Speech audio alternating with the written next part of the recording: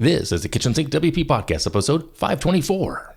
I program my own computer. We have a server crash, 404 error, page not found, links aren't working, system is crashing, system is crashing, system is crashing. Your old HTML website, barely alive. We have the technology.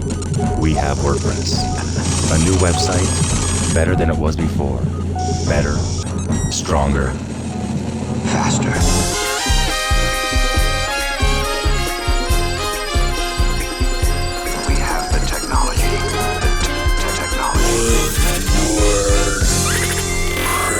Why, hello everybody, this is Adam Silvey, host of the Kitchen Sink WP podcast. Thanks for being here. Let's get started. All right, upcoming events. No WordCamps next weekend. Kind of sad, but I saw a ton of photos and some great comments and feedback regarding WordCamp Asia from people who were there. I was bummed I didn't go at the end of the day. It was just a long flight and a lot of hops for me to go, even on standby, to make it. And yeah, it's okay. So, but next year, apparently WordCamp Asia is going to be in Manila, in the Philippines. So that's pretty cool. So maybe I'll go to that one. All right. So there's that. Moving on, segment one. In the news, a couple things here. First and foremost, there's an unexpected farewell from the founder of Cwicly. I think that's how you pronounce it. Cwicly. Cwicly. They were a block development company for Gutenberg, the block editor, all that. People seem to really like them, but apparently some people didn't, and I guess they got some feedback that was maybe too much from the mental health perspective, so they are pulling the plug.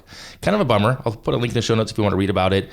It's brief, it's a one-pager, and if you prepaid, if you are using it, you're good through the end of 2024, and I guess they're going to refund the people who paid into the 2025. Anyway, kind of a bummer, so there's that. Also in the news, I want to share something I'm working on, or have been working on, have this idea for a couple years now. Here in the States in March, we have the March Madness NCAA basketball tournament, and I always thought it'd be kind of fun to do something tangentially connected to it with bracketology, and there are bracketology plugins for WordPress if you want to do your own type of, tournament of some sort. So I've gone ahead and I have a list of 32 movies that all focus around hackers and hacking. So yeah, I've always wanted to do this, and it wasn't easy finding 32 movies. I couldn't find 64. Anyway, so I'm trying to put together this little, this tournament myself, March Madness Hacker Edition 2024. If you're interested in signing up, it was going to be free, and now I'm thinking about charging like $7 to cover the cost of a platform, because that way I want to give the money away. I want you to buy a bracket, but we're going to support, people in tech, underrepresented, people interested in development, that type of thing, who are, quote, hackers. So if you're interested, I'm going to try to get this done by next weekend, because the tournament here in the States starts on the 17th. So go over to KitchensinkWP.com/MM2024 and let me know if you're interested. If there's enough of interest in doing that, I will go ahead and pull the. I'll sign up for this service and we'll make it work. So we'll go with that. All right. Again, it's over at KitchensinkWP.com/MM2024. So March Madness 2024. Check it out there. All right. So I think that's it in the news. Moving on to the meat potato segment 2. But first, a word from this week's sponsor. Meet Memberful, the best in-class membership software trusted by the web's biggest creators. With Memberful, you can handle the tough stuff so you can complete your builds quickly. And guess what? Your clients can focus on creating amazing content while they easily earn revenue. Now, what sets Memberful apart? It's not just a membership tool. It's a powerhouse that protects members-only content. You, as a site owner, have the flexibility to choose which subscribers get access to those exclusive areas of your website, all thanks to Memberful's server-side content protection.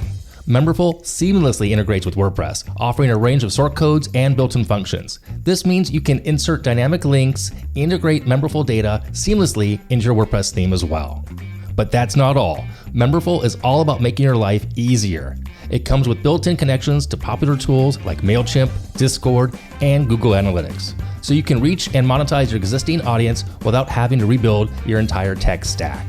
Ready to take that plunge? Get started for free at memberful.com/kitchensink.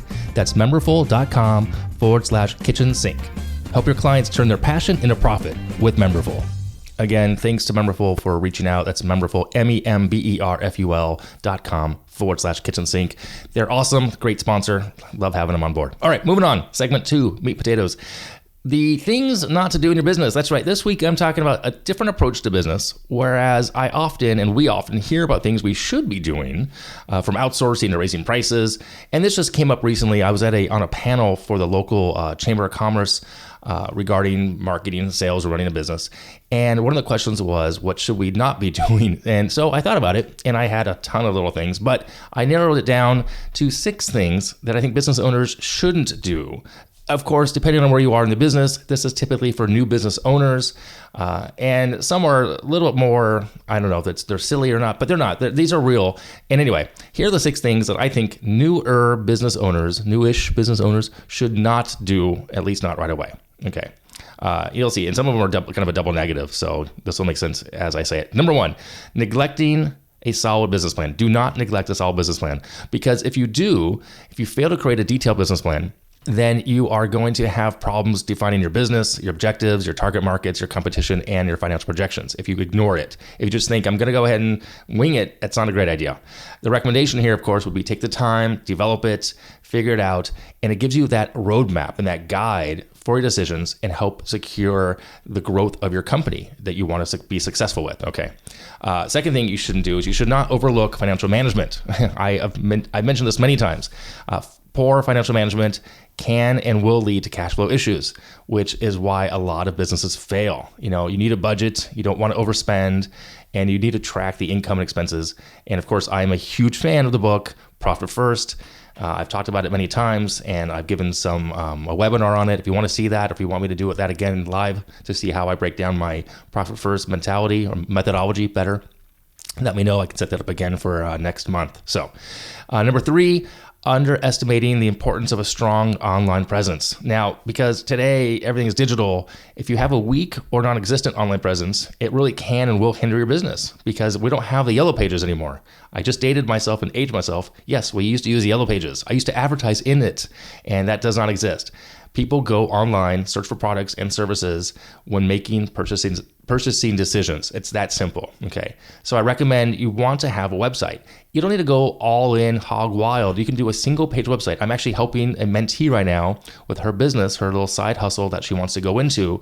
And she does not need anything more than a single page, but she needs to have it, and it needs to be strong, and it has to have the offer there and a way for people to pay her and or take action. Okay. So you don't need to go crazy, but you do need to have an online presence. All right. Number 4 is excessive and unfocused market spending. Now, this is going to get you every time because marketing is crucial, but overspending on marketing and advertising without a targeted strategy can and will, trust me, will drain your resources without providing any returns that are meaningful whatsoever. My recommendation, focus on, of course, cost-effective marketing channels that align with your target audience. Where is your audience? If they are at a conference, great, sponsor the conference. If they're not at that conference, but you think they are, if you think they are, you're not quite sure, then they probably aren't. Okay, you want to really monitor that. Don't spend a ton of money on certain areas just to get your name out there if it's not going to bring you return of investment sooner than later. Okay, you're not Apple right now. You're not Coca-Cola. You're not Porsche. It's not a lifestyle that you're presenting out there. You are trying to provide a service that people can see and take action with and use. Again, I'm kind of painting it with a broad stroke here, but I think that's the key there. Okay, number 5. Now this gets a lot of people, and it used to get me as well. Don't spend money on luxurious office space or unnecessary equipment. Now, the term luxurious is kind of silly in my opinion now, but even in office space, renting high-end office spaces or investing in that type of equipment, like, the desks, the chairs, all the stuff, you really don't need that right away when you start. Now, if you do need a space that's separate from your home or your apartment or your condo, whatever, okay, you might want to go and possibly invest a little bit of money in having a hot desk at a co-working space. Not a terrible idea, but don't sign a long-term lease from the get-go. I think I've seen people do this and they get so excited. They want to have an address and they want to get a receptionist or someone at the front desk. They want to have staff there, but you really don't need that. You need to get customers and clients first and foremost. Okay, keep that in mind. You really only want to purchase the essential equipment you need to do your job, right? And then you can upgrade as the business grows. I just told this on that panel last week. Don't go buy a new laptop just because you start a new company. Use what you have and go from there. Now, if you don't have a laptop or a computer, sure, but don't go crazy just spending stuff with a new shiny object because you think you have to have X to do Y. More often than not, we all have what we need in our possession to start a small business, okay? And number 6, Don't invest in expensive software or technology without the need. Again, this goes back to the space, office space, and spending before you need to. We all get enamored with the idea of this piece of software, this tool is going to solve the problem, okay? New shiny object syndrome. It happens all the time. Happens to me. It used to happen to me a lot. I'm in the process right now of purging things. I'm killing licenses that I'm not using, certain software things that got renewed.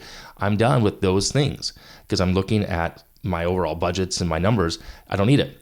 So evaluate your needs carefully, invest in the tech that will directly support your operations. Now, of course, there's tons of companies out there now that give the baseline for free. Like we use Asana for project management. I don't pay for it. Don't need to. I use Freshdesk for ticketing. Don't pay for it. Don't need to.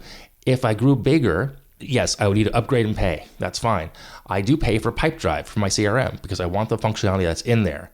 But if and when the time comes that I don't need that functionality, if I downsize, I can go back down to the free level or even half the cost. So don't invest in expensive software or technology without a specific need that you can't get for free. All right. So there you go. There are the 6. Don't neglect a solid business plan. Don't overlook financial management. Don't underestimate the importance of having a website, even a one-page website. Don't spend unnecessary money on marketing. Office space and equipment. Yes, you might need a separate area. A co-working space could work, but don't sign any long-term leases. And don't be enamored by the shiny object syndrome of software. A lot of don'ts there. Okay. I think sometimes those are easier. No is easier than yes, because it's like, all right, I'm going to save money. I'm going to buckle down and focus on finding customers and clients and sales and go from there first. There you go. Those are my 6. I hope those work for you. If you have any that you want to share with me, by all means, let me know. All right, moving on, segment 3, tip and tool of the week. This week's tool, it's a tip, technically. I am annoyed often that I can't have the default, or that WordPress core doesn't have default in page view in the dashboard sort by pages, not just by alphabetical order, by the page title. So, of course, I think this should be a core functionality personally. Have an option to where you can have a couple checkboxes. How do you want these pages to appear on the back end? Anyway, so I found some code. I use it in code snippets, and I'm not going to read it here because it's long and convoluted. You can add it to your functions PHP, or of course you can add it to a plugin such as Code Snippets. Huge fan of Code Snippets. And you can also, I also exported that. So I'm going to make 2 options here for you. You can go look at the show notes, copy and paste, or you can go to, do I have a short link? I don't have it. Also on the show notes, I have a zipped file of the JSON. So it's pretty cool. Now, when I go to my pages on the back end of a site, it shows me what page I created most recently by default, which I love because that's always what I'm looking for. I don't need alphabetical order. I need to know what I just worked on, what page I created by default. So check that out. Oh, and I'm not going to take credit where credit's not due. I didn't write this code myself. I went to good old ChatGPT and typed in what I was looking for, and my prompt was perfect, and the code was great, and it works, and I love it. So there you go.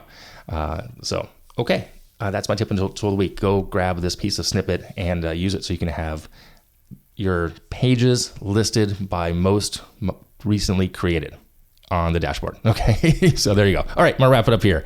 If you have any questions, go ahead, send it in via email, adam@KitchensinkWP.com, or use the SpeakPipe function on the website. If you want to support the show, buy me some coffee. Both are available over on the website, KitchensinkWP.com/Patreon. Buy me a coffee button. I like my caffeine. If you want to sponsor the show, you can do that too. There's a form on the website. Again, thanks to Memberful. That's over at memberful.com/KitchenSink, memberful.com/KitchenSink. Thanks for listening. See you next week. Now go out and do some awesome things with WordPress. All right. Bye-bye.